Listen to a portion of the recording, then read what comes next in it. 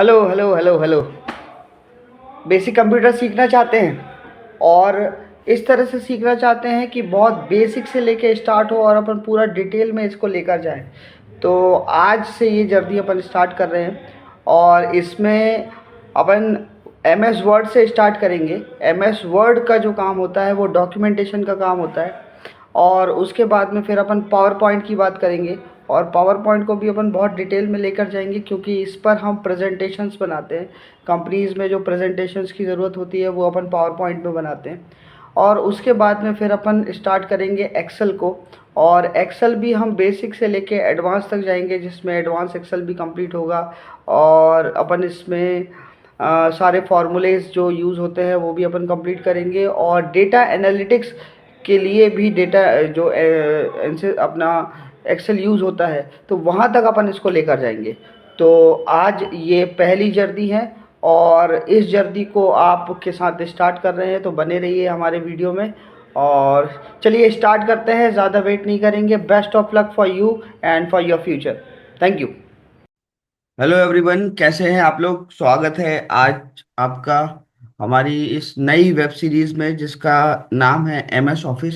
और इस M S office की सीरीज में अपन काफ़ी सारी चीज़ें इसमें करने वाले हैं। ये बहुत डिटेल में एम एस ऑफिस की सीरीज होने वाली है जिसमें अपन वर्ड को पूरा कंप्लीट करेंगे, एक्सेल को पूरा कंप्लीट करेंगे और पावर पॉइंट को भी अपन यहाँ पर पूरा कंप्लीट करेंगे।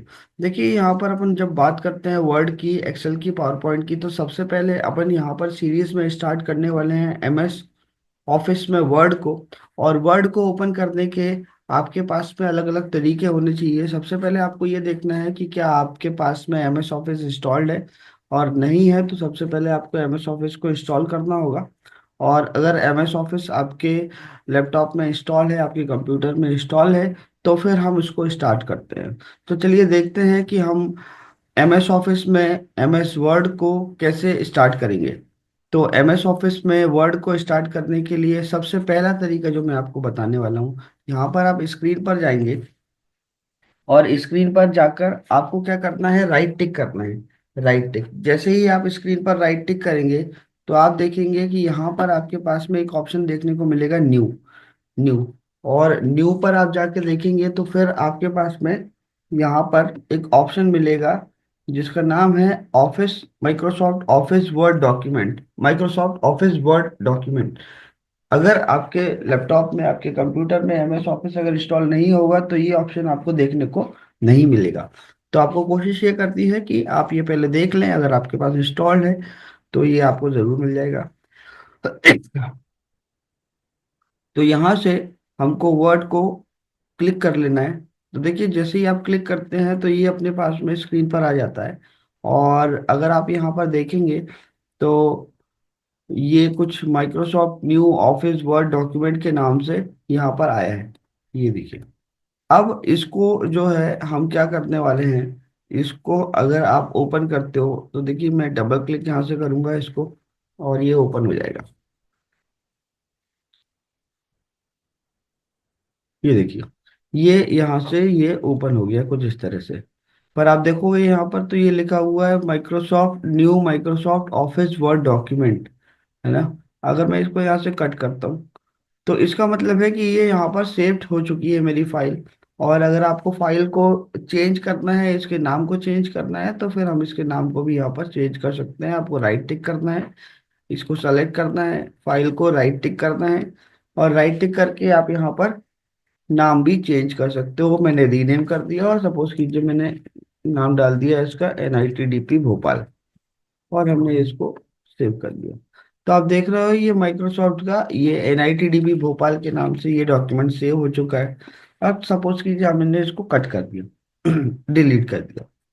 ये पहला तरीका था ओपन करने का जिसमें हमने क्या किया है, यहाँ से राइट टिक किया है और यहाँ पर आप न्यू पर जाएंगे और व्यू पर जाने के बाद में यहाँ पर आप देखोगे माइक्रोसॉफ्ट वर्ड डॉक्यूमेंट, जहाँ से आप ओपन कर सकते हो। देखिए, दूसरा तरीका है ऑफिस वर्ड को ओपन करने का। यहाँ पर आपके पास में जो सर्च आइकन है, आप सर्च आइकन को लीजिए और यहाँ पर आप वर्ड टाइप कर दीजिए तो भी आपको यहाँ पर देखने को मिल जाएगा। पर यहाँ पर देखिए, जब आप इसको ओपन करेंगे तो ये डायरेक्टली ओपन होगा। ये देखिए सीधे यहाँ पर डायरेक्टली ओपन होगा। अब यहाँ पर आप कोई भी फाइल लोगे उसके बाद फिर ये सेव करने का ऑप्शन आएगा। यहाँ पर कोई ऑप्शन नहीं है, मतलब ये कहीं पर भी सेव नहीं हुआ। और जब हमने यहाँ पर राइट टिक करके और फिर ओपन किया था तो आपने देखा था ये यहाँ पर वर्ड में, और ये यहाँ पर आप लेते हो तो पहले ये सेव्ड हो जाता है, उसके बाद फिर ये ओपन होता है। और यहाँ से आप जब सेलेक्ट करते हो तो ये पहले सेव नहीं होता, पहले ये ओपन होता है उसके बाद फिर आप सेव करते हो। तो ये था दूसरा तरीका। अब बात करते हैं थर्ड तरीके की, जिसमें हमको क्या करना होगा। हमको इस ये हमारे जो कीबोर्ड है उसमें विंडो प्लस आर बटन को टैप करना है, विंडो प्लस आर। तो मैं यहाँ पर आपको लिख भी देता हूँ कि विंडो प्लस आर बटन को आपको टैप करना है, जिससे हमको शॉर्ट की है ये विंडो बटन की,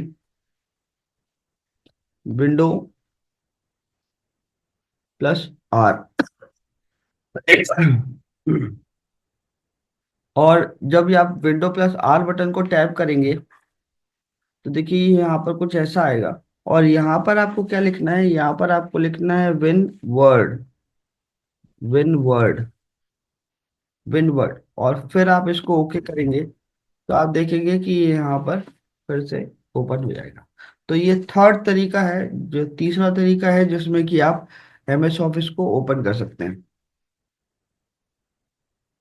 देखिए फिर से मैंने इसको कट कर दिया। तो ये तीन तरीके थे। पहला तरीका है आप इसको यहाँ पर जाएं और न्यू पर, और फिर ओपन कर ले। दूसरा तरीका क्या है, यहाँ से डायरेक्टली आप सर्च कर ले। और तीसरा तरीका है विंडो प्लस आर से यहाँ पर विनवर्ड टाइप करके ओपन कर ले। आप देखिए ये थर्ड तीन तरीके हैं जिनसे आप एमएस ऑफिस को ओपन कर सकते हो।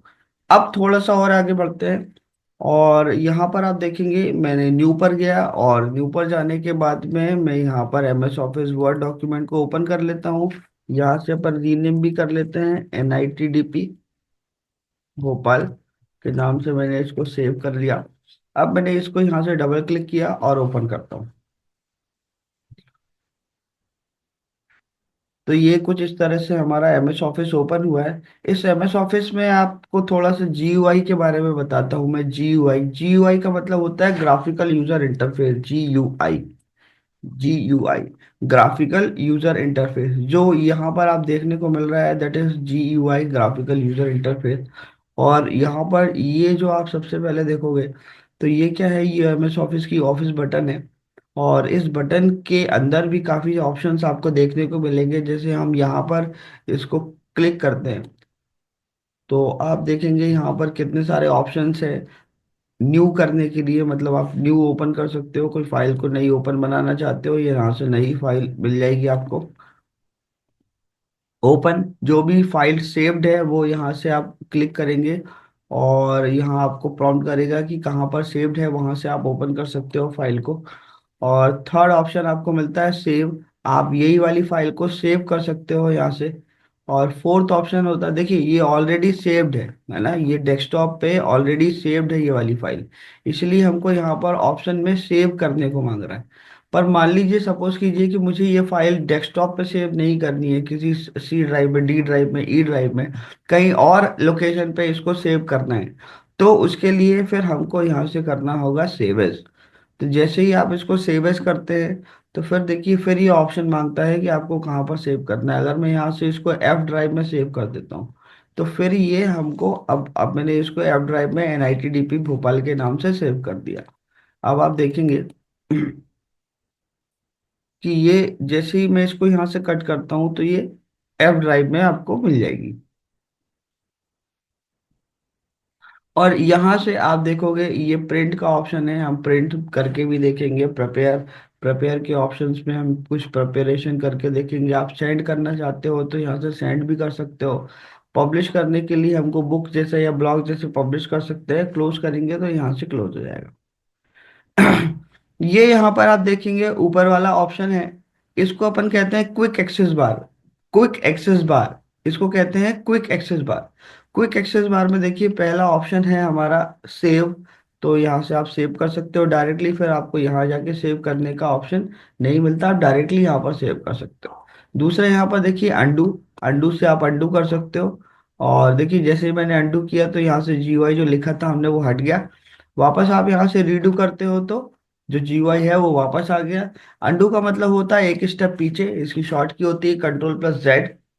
अगर आप कॉपी और पेन का यूज करेंगे तो इट वुड बी ग्रेट कि आप इसको नोट डाउन भी कर सकते हो, क्योंकि शुरुआती तौर पे थोड़ा सा याद करना टफ हो जाता है। बट जैसे जैसे आप वीडियो में बने रहोगे और आने वाले वीडियोस भी देखोगे और कंटिन्यूअस टच में आप रहोगे इस वीडियो में, और भी सारे वीडियोस हम देंगे आपको। तो उसमें जब आप कंटिन्यूअस टच में रहोगे तो फिर आपको ये याद करने की जरूरत नहीं रहेगी। बट यस, शुरुआती तौर पर आपको इसमें कॉपी और पेन जरूर यूज करना चाहिए, ताकि जब आप प्रैक्टिस कर रहे हो उस समय आप इसका यूज कर सकते हो। तो आप लिखना चाहते हैं तो आप लिख सकते हैं Ctrl+Z से अंडू होता है, मतलब एक स्टेप पीछे, वन स्टेप बैक। देखिए ऐसा। और अगर आप एक स्टेप आगे आना चाहते हो फॉरवर्ड, तो फिर उसके लिए होता है Ctrl+Y। तो Ctrl+Y से आप एक स्टेप आगे आ सकते हो लाइक दिस। ना आप देखोगे यहाँ पर तो सिर्फ आपके पास में तीन ही ऑप्शन है। सपोज करो कि हमको और ऑप्शन यहाँ पर ऐड करने हैं, क्योंकि ये डायरेक्ट ऑप्शन है। तो यहाँ पर ये जो आप डॉट देख रहे हैं, ये डॉट एरो, आप इसको क्लिक करेंगे तो यहाँ से आप ऐड कर सकते हैं। मान लीजिए आपको यहाँ पर एक न्यू फाइल चाहिए, तो आप यहाँ से न्यू फाइल डायरेक्टली ले सकते हैं। यहाँ पर आपको सेव ऑप्शन चाहिए, आप सेव ऑप्शन पे ले सकते हैं। यहाँ पर आपको प्रिंट प्रीव्यू चाहिए क्विकली, तो यहाँ से आप प्रिंट प्रीव्यू पे क्विकली इस तरह से प्रिंट देख सकते हैं। और आपको कुछ ऑप्शंस नहीं चाहिए, मान लो मुझे यहाँ पर न्यू नहीं चाहिए, तो मैंने यहाँ पे न्यू को वापस से अनटिक कर दिया, देखो आप न्यू पे अनटिक हो गया। तो इस तरह से हम यहाँ पर इसको कस्टमाइज कर सकते हैं। इसको कहते हैं हम क्विक एक्सेस बार। ये यहाँ पर हमारे फाइल का नाम है, माइक्रोसॉफ्ट वर्ड की फाइल है, जिसमें हमने यहाँ पर फाइल का नाम दे दिया। फिर यहाँ पर आप देखेंगे तो ये हमारे सारे टैब है। होम टैब है, फिर इंसर्ट टैब है, पेज लेआउट टैब है, रिफ्रेश टैब है, मेलिंग टैब है, रिव्यू है, व्यू टैब है। और आप यहाँ पर देखोगे तो ये सारे फिर हमारे पास में टूल्स है, जिन पे सब सारे टूल्स अपन कवर करने वाले हैं। ये जो MS ऑफिस की क्लास होने वाली है, ये बहुत डिटेल में होने वाली है। ये उन्हीं लोगों के लिए है जिनको कि MS ऑफिस में काफ़ी परेशानी होती है। हमको लगता है कि हमको MS ऑफिस आता है, पर एक्चुअल में हमको MS ऑफिस नहीं आता, क्योंकि MS ऑफिस में सिर्फ होम टैब का इस्तेमाल कर लेने से या थोड़ा बहुत इंसर्ट का यूज़ करने से MS ऑफिस नहीं आता। इसमें आप देखोगे तो काफ़ी सारे बहुत अच्छे और बहुत इंटरेस्टिंग ऑप्शंस हैं, जिनके बेसिस पर हमारे डॉक्यूमेंट्स को हम बहुत बढ़िया कर सकते हैं। ये उन लोगों के लिए भी है जो कि बुक लिख रहे हैं या फिर कुछ आर्टिकल लिखते हैं और रेगुलर बेसिस पर डॉक्यूमेंट तैयार करना पड़ता है। पर डॉक्यूमेंट तैयार करने के लिए हमारे पास में बहुत ज़्यादा ऑप्शन समझ में नहीं आते हैं। पर यहाँ पर अपन वर्ड इसको कंप्लीट करने के बाद आप बहुत अच्छे तरीके से डॉक्यूमेंट्स को तैयार कर पाएंगे, उनको मैनेज कर पाएंगे। और फिर से हम देखते हैं आगे। यहाँ पर देखिए ये ऑप्शंस में आप देखोगे, होम, होम के अंदर ये हमारे पास में क्लिपबोर्ड है। यहाँ पर हमारे पास में ये फॉन्ट टूल है, और ये पैराग्राफ है, और ये स्टाइल है, और ये चेंजेस के ऑप्शन है। तो आज का ये हमारा सेशन यहीं तक रखते हैं, और नेक्स्ट सेशन में हमारा जो ऑप्शन होगा वो हम इस क्लिप बोर्ड को कंप्लीट करेंगे।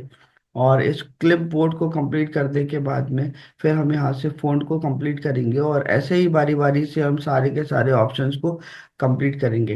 होप कि आपको ये वीडियो पसंद आया होगा, और थैंक यू एवरीवन। मिलते हैं नेक्स्ट क्लास में।